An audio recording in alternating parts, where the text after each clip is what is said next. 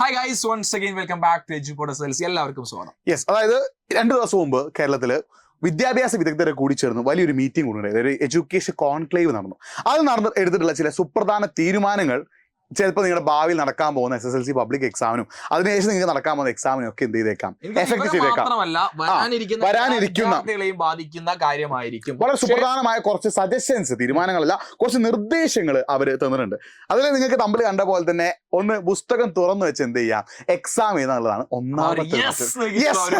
എടാ, അപ്പൊ നിങ്ങൾ പുസ്തകം തുറന്നു വെച്ച് എക്സാം ചെയ്താൽ ആൻസർ കയ്യിലുണ്ടാവും. പക്ഷെ അതിന് ചില മാറ്റങ്ങളൊക്കെ എന്താണ് ഈ ഓപ്പൺ ബുക്ക് എക്സാമിനേഷൻ മനസ്സിലാക്കി. എന്താണ് ഈ ഓപ്പൺ ബുക്ക് എക്സാം എന്ന് പറഞ്ഞു കഴിഞ്ഞാൽ പലപ്പോഴും ഓപ്പൺ ബുക്ക് എക്സാം നടക്കുന്നുണ്ട്. അത് നിങ്ങളെ എഡ്യൂക്കേഷൻ മേഖല അല്ലാതെ പല മേഖലയും, ഇപ്പൊ ചിലപ്പോൾ ഒരു പ്രത്യേക സർട്ടിഫിക്കറ്റ് കിട്ടാനോ അല്ലെങ്കിൽ ചില പ്രത്യേക ക്വാളിഫിക്കേഷൻ നടത്താനോ, ഒരു ജോലിക്ക് ഒരു പ്ലസ് നിങ്ങൾക്ക് വല്ല വേറെ കാര്യങ്ങൾ കിട്ടാനൊക്കെ ഒരു ക്വാളിഫിക്കേഷൻ ടെസ്റ്റ് എന്ന രീതിയിൽ ഒരു അഡീഷണൽ ക്വാളിഫിക്കേഷൻ ടെസ്റ്റ് എന്ന് നടക്കുന്ന പല എക്സാമുകളും ഓപ്പൺ ബുക്ക് എക്സാമാണ്. ഒരു എക്സാം ശരി എക്സാം നോക്കുകയാണെങ്കിൽ നിങ്ങൾക്ക് ഒരു പരീക്ഷ നടക്കുന്നതായിരിക്കും. ആ പരീക്ഷയ്ക്ക് നടക്കുന്ന ചോദ്യങ്ങളൊക്കെ ചോദിക്കുക ഒരു പുസ്തകത്തിന്റെ ബേസിലായിരിക്കും. ആ പുസ്തകം നിങ്ങളെ മുന്നിൽ ഉണ്ടായിരിക്കും. ഇതാണ് ഓപ്പൺ ബുക്ക് എക്സാം എന്ന് പറയുന്നത്. അതായത് എക്സാം ഒരു സോഷ്യൽ സയൻസിന്റെ എക്സാം ആണെങ്കിൽ ക്വസ്റ്റ്യൻ ഉണ്ടായിരിക്കും, ബുക്ക് നോക്കുന്നു, ആൻസർ കണ്ടെത്തുന്നു, അത് എഴുതുന്നു. ഇങ്ങനെയാണ് ഒരു ഓപ്പൺ ബുക്ക് എക്സാം സിമ്പിൾ ആയിട്ട് പറഞ്ഞു കഴിഞ്ഞാൽ. പക്ഷേ വരാനിരിക്കുന്ന വർഷം അല്ലെങ്കിൽ വിദ്യാർത്ഥികളിലേക്ക് ഈ ഒരു എക്സാം സ്റ്റൈല് ഇൻട്രൊഡ്യൂസ് ചെയ്താൽ കൊള്ളാം എന്നൊരു സജഷൻ അവർ പറഞ്ഞു. യെസ്, അത് മാത്രമല്ല, അതായത് ഇത്രയും കാലം നമ്മൾ എങ്ങനെ എക്സാം ചെയ്തത്, ഒരു നമുക്ക് ബയോളജി ആയാലും സോഷ്യൽ ആയാലും ഫിസിക്സ് ആയാലും കെമിസ്ട്രി ആയാലും നമ്മൾ കാണാതെ ഇരുന്ന് പഠിക്കുന്നു, എന്നിട്ട് പഠിച്ച കാര്യം നമ്മൾ ഓർമ്മയിൽ നിന്ന് എടുത്തതാണ്. പിന്നെ അത് മാത്രമല്ല, നിങ്ങൾക്ക് ഒരു കുറച്ച് ക്വസ്റ്റ്യൻസ് മാത്രമേ ഉണ്ടാവുള്ളൂ. അപ്പോൾ അതിനൊക്കെ ഒരു മാറ്റം, അതായത് ഈ കാണാതെ പഠിച്ച ആൻസറിന് പകരം ഓപ്പൺ ബുക്ക് എക്സാമിനേഷൻ.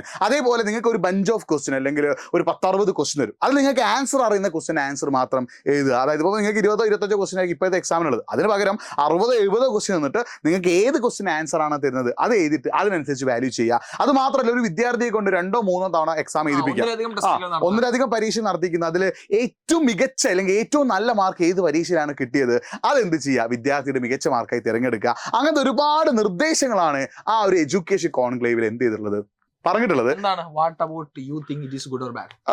ഒരർത്ഥത്തിൽ നല്ലതാണ്. കാരണം ഈ ഓപ്പൺ ബുക്ക് എക്സാമിനേഷൻ എന്ന് പറഞ്ഞാൽ നമ്മൾ ഒരു കാര്യം കാണാതെ പഠിച്ച് നമ്മുടെ ഓർമ്മയിൽ നിന്ന് എടുത്തതിനേക്കാൾ എത്രയോ നല്ലതാണെന്ത് നമ്മളൊരു കാര്യത്തെ അപഗ്രഥിച്ച് അല്ലെങ്കിൽ അത് ആ റിസോഴ്സിനെ ഡിപ്പെൻഡ് ചെയ്തുകൊണ്ട് കാര്യങ്ങൾ എഴുതുമ്പോൾ അത് കുറെ കൂടി നല്ലതാണ്.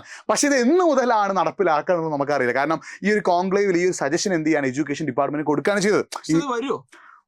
വരാതിരിക്കാം, എന്ത് സംഭവിക്കാം ഞാൻ പറഞ്ഞു. അതായത് മിക്കവാറും ഇക്കൊല്ലം വരാൻ ചാൻസ് കുറവാണ്. കാരണം ടെക്സ്റ്റ് ബുക്ക് നിങ്ങൾക്കൊന്നും മാറുന്നില്ല. പക്ഷേ അടുത്ത കൊല്ലം മുതൽ ചിലപ്പോൾ എന്ത് ചെയ്തേക്കാം, ഈ രീതിയിൽ ഒരു മാറ്റം വരാൻ ചാൻസ് ഉണ്ട്. വീണ്ടും പറയാണ്, ഒരു മാറ്റം വന്നേക്കാം. വരുമെന്ന കാര്യമൊന്നും നമുക്ക് ഉറപ്പില്ല കേട്ടോ, വന്നേക്കാം. പക്ഷെ വന്നാൽ അത് എന്തുകൊണ്ട് നല്ലതാണ്. കാരണം നിങ്ങൾ ഒരു കാര്യം കാണാതെ പഠിച്ച് ആൻസർ ഇതിനേക്കാൾ നല്ലത് നിങ്ങളൊരു കാര്യത്തെ മനസ്സിലാക്കി അതിൻ്റെ എല്ലാ വശങ്ങളും മനസ്സിലാക്കി അതിലെ കാര്യങ്ങൾ ഒന്ന് റിസോഴ്സിനെ ഡിപ്പെൻഡ് ചെയ്തുകൊണ്ട് എഴുതുമ്പോൾ അത് എന്തുകൊണ്ട് നിങ്ങൾക്ക് നല്ലതാണ്. പക്ഷെ ഇത് സജഷൻസ് മാത്രമാണ്. വേറൊരു കുഴപ്പമില്ല. ഒരു സാധനം ഇത്രയും കാലം നമ്മൾ പോകുന്ന കാര്യങ്ങൾ പഠിക്കുന്നു, ഒരു മെമ്മറിയിൽ സൂക്ഷിക്കുന്നു, അതൊക്കെ എഴുതുന്നു. പക്ഷെ ഒരു മെമ്മറി പവർ എന്നൊരു സാധനം നമുക്ക് പല കാര്യങ്ങളും നമ്മുടെ ബുദ്ധിയിലേക്ക് സ്റ്റോർ ചെയ്യുന്ന ഒരു സാധനം അവിടെ ഇല്ല. അത് ശരിയാണെങ്കിൽ പക്ഷെ അതിന് ഇത്ര ഈ വിദ്യാഭ്യാസ രംഗത്തെ വിദഗ്ധരായിട്ടുള്ള ആളുകളൊക്കെ പറയുന്നത് അതിന് ഒരുപാട് ഡ്രോബാക്സ് ഉണ്ട്. അതായത് നമ്മൾ ഒരു കാര്യം കാണാതെ പഠിച്ച് എഴുതുന്ന എക്സാം രീതിക്ക് ഒരുപാട് പ്രശ്നങ്ങളുണ്ട്. ആ പ്രശ്നങ്ങൾക്കുള്ള സൊല്യൂഷൻ എന്ന രീതിയിലാണ് ആ കോൺക്ലേവിൽ എന്ത് ചെയ്തത്, ഈ സജഷൻ അതായത് വരുന്നത്. അതായത് സജഷൻസ് മാത്രമാണ്. ഇത് വിദ്യാഭ്യാസ വകുപ്പിന് മുമ്പിൽ സമർപ്പിച്ചു. ഞാൻ അതിൽ വീണ്ടും എന്ത് ചെയ്യുന്നു, ഒരുപാട് പഠനങ്ങൾ നടക്കും, ഒരുപാട് ചർച്ചകൾ നടക്കും. അതിനൊക്കെ ശേഷം മാത്രമേ ഇത് നടപ്പിലാക്കണോ വേണ്ടയോ എന്ന് തീരുമാനിക്കാം. അപ്പൊ ഇവർ തമ്മ കണ്ടു വിചാരിച്ചു ഇനി ബുക്ക് തുറന്നു വെച്ചിട്ട് എന്ത് ചെയ്യാം, എക്സാം എഴുതാന്നില്ല. വരട്ടെ, മാറ്റങ്ങൾ വരട്ടെ. അതെ, മനുഷ്യന് എത്തിയതും പുതിയ പുതിയ കാര്യങ്ങൾ കൊണ്ടുവന്ന് അതിലൂടെ ട്രയൽ ആൻഡ് അങ്ങനെ എന്തോന്നാണ്.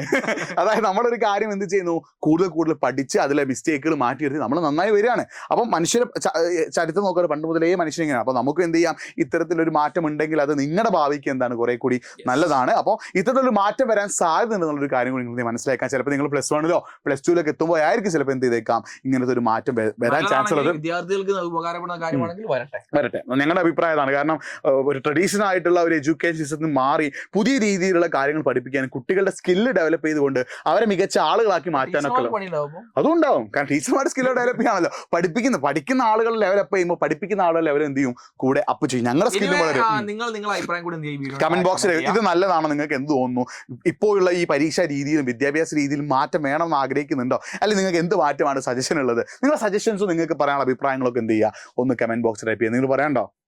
എന്താ പറയണ്ട, അവര് കമന്റ് ചെയ്യട്ടെ, അടിച്ചു കയറി വരട്ടെ. കമന്റുകൾ അടിച്ചു കയറി വരട്ടെ. റിയാസ് ഖാൻ ഡയലോഗാണ്, അടിച്ചു കയറി വാ, കമന്റോ ലൈക്കോ ഷെയറോ എന്തായിട്ട് അടിച്ചു കയറി വാ എന്ന് പറഞ്ഞിട്ടില്ലേ. അഭിപ്രായങ്ങൾ താഴെ കമന്റ് ചെയ്യാം. അപ്പോൾ നമുക്ക് അടുത്തൊരു വീഡിയോ കാണാം. അപ്പോൾ നമ്മുടെ ചാനൽ സബ്സ്ക്രൈബ് ചെയ്യുക. നിങ്ങൾ 10ാം ക്ലാസ് പഠിക്കുന്ന എല്ലാ വിദ്യാർത്ഥികൾക്കും നമ്മുടെ ചാനൽ ഒന്ന് ഷെയർ ചെയ്ത് കൊടുക്കുക. കാരണം എന്താണെന്ന് വെച്ചാൽ 10ാം ക്ലാസ് നിങ്ങളെ സംബന്ധിച്ചത് വളരെ ഇമ്പോർട്ടൻ്റ് ആയുള്ള ഇയർ ആണ്. ആ ഇയർ സെറ്റാക്കാൻ നമ്മൾ കൂടെ തന്നെ ഉണ്ട്. ഫ്രണ്ട്സിനെ കൂടി ചാനലിലേക്ക് എത്തുക, സബ്സ്ക്രൈബ് ചെയ്യുക. മാക്സിമം ഈ വീഡിയോ ഒന്ന് സ്റ്റാറ്റസ് വെക്കുക, ഫ്രണ്ട്സിനൊന്ന് ഷെയർ ചെയ്യുക. സോ കാണാം. അതുവരെ ബൈ.